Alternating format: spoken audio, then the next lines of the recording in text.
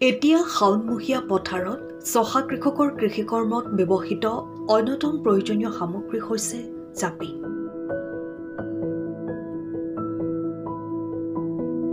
মূলতঃ জাপি লৈ আহাৰ শাওণমহীয়া প্ৰখৰ ৰ'দৰ তাপৰ পৰা পথাৰত পৰিত্ৰাণ পাবলৈ প্ৰতিজন কৃষকে ব্যৱহাৰ কৰে হালোৱা জাপি। কিন্তু সময়ৰ প্ৰবাহত এই পৰম্পৰাগত শিল্প বিলুপ্তিৰ দিশলৈ আগবাঢ়ি গৈছে। অৱশ্যে এইগৰাকী আশী ঊৰ্ধৰ ব্যক্তিৰ প্ৰয়াসে জীয়াই ৰাখিছে অসমীয়াৰ গৌৰৱ জাপি শিল্প। হয়, বৰ্তমান দিয়ক বলমা লাহন গাঁৱৰ নিবাসী জীৱেশ্বৰ বৰবৰা ককাই ৮০ বছৰ বয়সতো আগবঢ়াই লৈ গৈছে জাপি প্ৰস্তুতৰ কাম।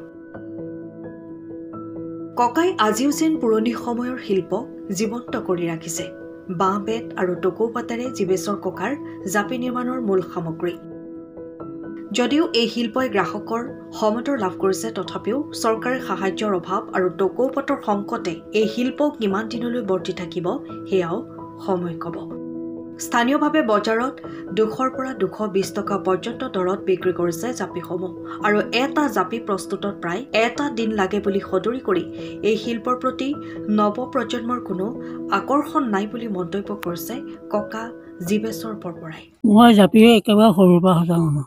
এইটো আমাৰ বংশ উপৰি বংশৰ পৰা চলি আহিছে আৰু ময়ো শিকিলোঁ আৰু মই এতিয়া বনাই আছোঁ ইয়াকে।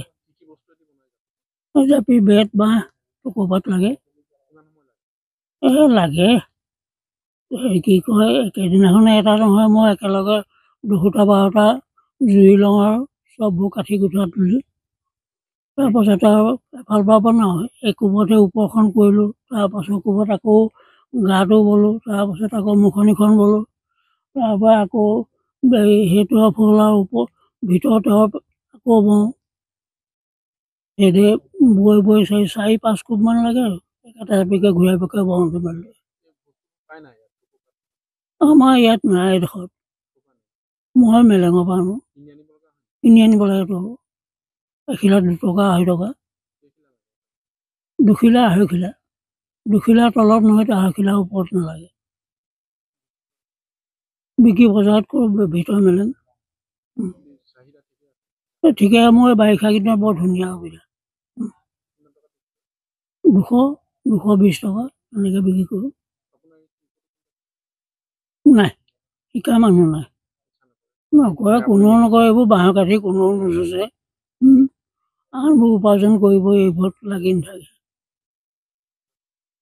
নাই, মোৰ কোনো সাহায্য নাই। সময়ৰ খবৰ সময়ত পাবলৈ ফ'ল' কৰক টাইম অফ আছাম।